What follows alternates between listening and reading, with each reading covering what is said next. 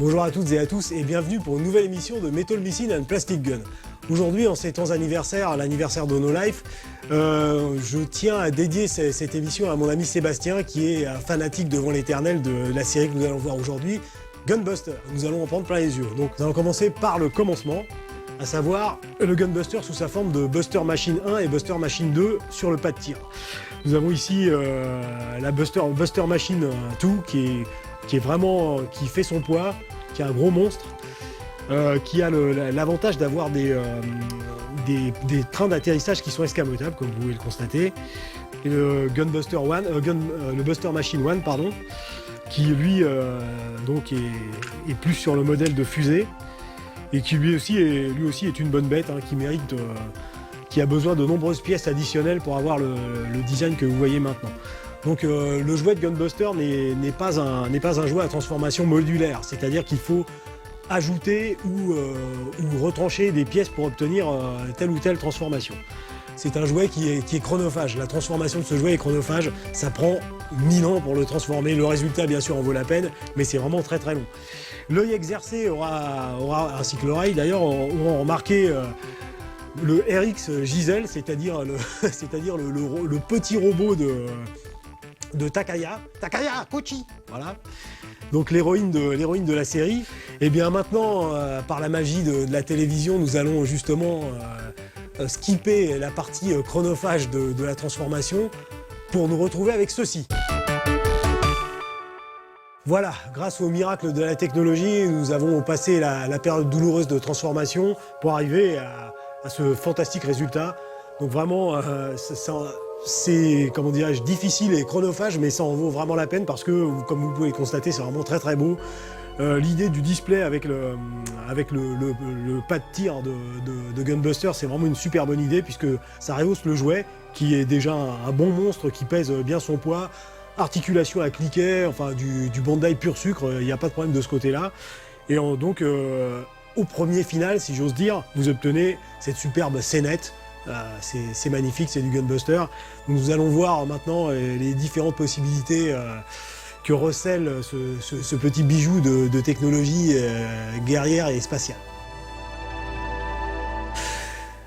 Voilà, comme vous pouvez le voir, le Gunbuster en position les bras croisés, c'est une opération extrêmement chronophage parce qu'elle nécessite la séparation de certaines parties des bras de Gunbuster, donc il faut enlever les parties en question pour pouvoir obtenir la position des bras croisés. Et donc maintenant on va passer au Buster Collider. Donc dans un premier temps, je vous parlais des pièces qu'on a dû enlever, il va falloir les remettre. Alors il faut procéder avec délicatesse parce que tout cela est bien sûr très minutieux, donc très fragile. On lui enlève les mains spéciales parce qu'il y a un set de mains particulier qui permet d'obtenir la position des bras croisés. Je remets les poings fermés. On lui remet bien sûr les épaules dans l'axe. On ouvre les bras pour initier le Buster Collider. Vous sortez les canons. Si c'est double, c'est parce qu'il y a les bras, mais c'est aussi parce qu'il y a les jambes. Voilà, je pense que à terme, ça doit donner ça. Je vérifie à l'aide de la précieuse notice. Quoi que vous fassiez, ne perdez jamais ce papier, sinon vous êtes perdu, vous aussi. Voilà, Gunbuster en position de Double Buster Collider. Voilà l'objet. C'est quand même difficile à positionner. Que ceux qui maîtrisent et qui arrivent, je leur tire mon chapeau. Parce que là, il y a quand même du travail, comme vous pouvez le constater. De nombreuses pièces, de nombreuses, entre guillemets, protubérances, canons, panneaux qui se déploient. Enfin, c'est vraiment le top du top de la manipulation et de la transformation. Voilà, nous avons vu la position du Double Buster Collider qui a été extrêmement difficile à obtenir, je ne vous le cache pas. Donc nous allons rapidement énumérer les autres possibilités du Gunbuster parce que si on voulait vraiment les détailler toutes, ça prendrait une journée entière. Vous avez le Buster Home Run qui est littéralement une batte de baseball.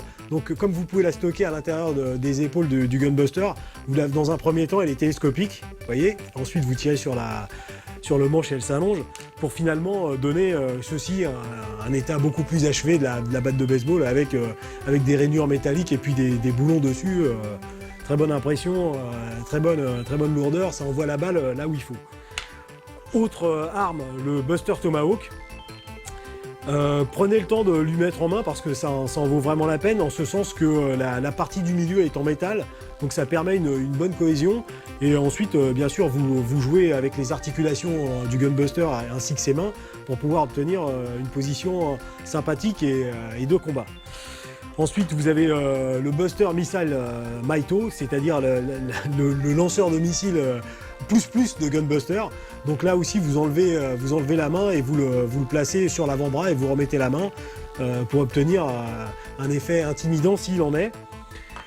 À noter que le nez de la Buster Machine, de Buster Machine 2, qui deviennent les pieds du Gunbuster, sont réellement transformables en pieds.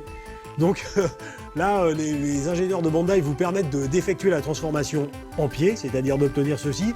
Et ensuite, une fois que vous avez passé par cette étape plutôt difficile, eh bien, vous avez des pieds moulés au produit final à l'intérieur. Donc voilà. Vous avez des sets de mains donc fermés pour croiser les bras. Vous avez des sets de mains où les doigts sont articulés. Donc pas les phalanges, mais au moins jusqu'aux premières phalanges du poing. Vous pouvez désolidariser les doigts, c'est quand même assez remarquable.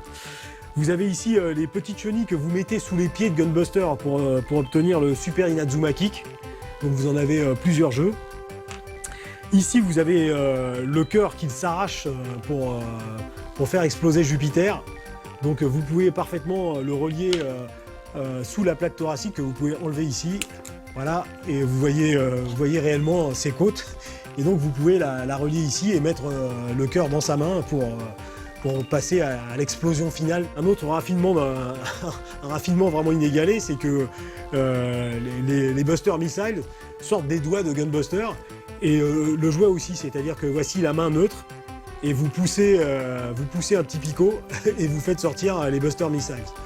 Alors ça aussi, je reste comme deux ronds de flanc, hein, je ne vous le cache pas.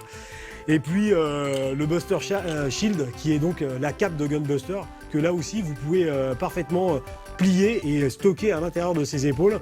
Et ensuite vous avez une fixation pour le mettre sur une épaule, et ensuite il peut s'emparer exactement comme dans la série pour se protéger. Voilà une myriade d'accessoires qui fait que malheureusement on ne peut pas faire une démonstration exhaustive parce que ça prendrait vraiment un temps fou. Donc Gunbuster est vraiment un superbe jouet, une finition irréprochable. Toutes les features qu'on peut voir dans l'animé figurent dans la boîte. Donc c'est vraiment un jouet qui est extrêmement fidèle et vraiment à la hauteur de la série. Une telle complexité nous montre que les jouets sont quelque chose de beaucoup trop sérieux pour être confiés aux enfants.